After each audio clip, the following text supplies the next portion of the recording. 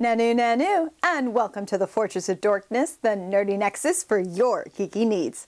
I'm your host, Beth Damiano. Today on Reading Orders, we chivvy our way into Marvel Comics' Kraven's Last Hunt. Kraven's Last Hunt is also known as Fearful Symmetry and was written by John M. DeMatteis with pencils by Mike Zeck. It was published from October to November of 1987 in 3 different Spider-Man titles. Kraven the Hunter obsessively laments over his life and fights his inner self over who he is. He comes to a conclusion: to defeat the prey that haunts him, Spider-Man, he must absorb Spider-Man into himself. Apparently, it took him 20 years of naked solitude to figure that out. And he was still wrong. He captures and kills the wall crawler, donning his costume, then beats and entraps the cannibalistic creature, Vermin. Spider-Man wakes up in his grave, having only been drugged by Kraven, and leaves to track down the hunter. Because we're so nice, we won't spoil the ending to one of the best Spider-Man fables for you. Just know, it's a bit of a shocker.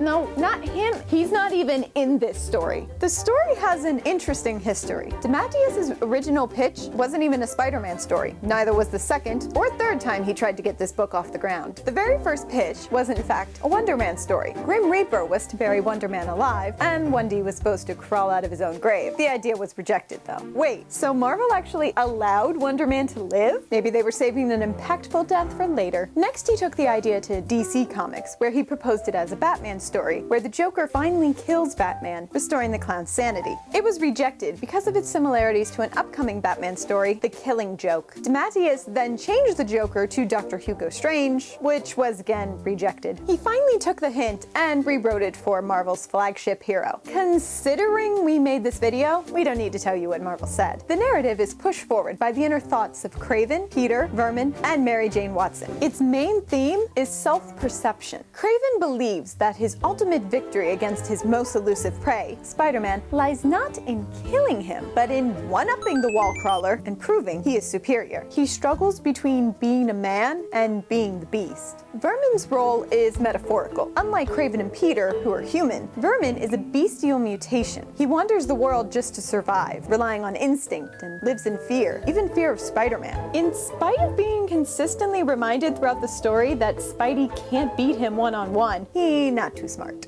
Eventually, Peter's humanity is what turns Kraven around and finally finds him the peace he needs to understand himself. Something else happens, but like we said, we're nice, so we won't spoil it for you. See? Nice. The reading order for this story is as so. It's only 6 issues, and it was told in the pages of The Amazing Spider-Man, The Spectacular Spider-Man, and The Web of Spider-Man. Simple, right? They initially collected it all as a trade paperback. How very un-DC of them. Kudos Marvel! Though the paperback graphic novel is out of print, you can still find the story. In 2006, it was released as a premium hardcover and in prose form. It takes a little hunting, but you'll find it eventually. Did we really just make that pun? That's all we have for today. Leave questions, comments, or snotty remarks below. Please remember to like, subscribe, and follow us on our social media. I'm Beth Damiano, and you've been watching The Fortress of Dorkness. Never fear, the dork up here.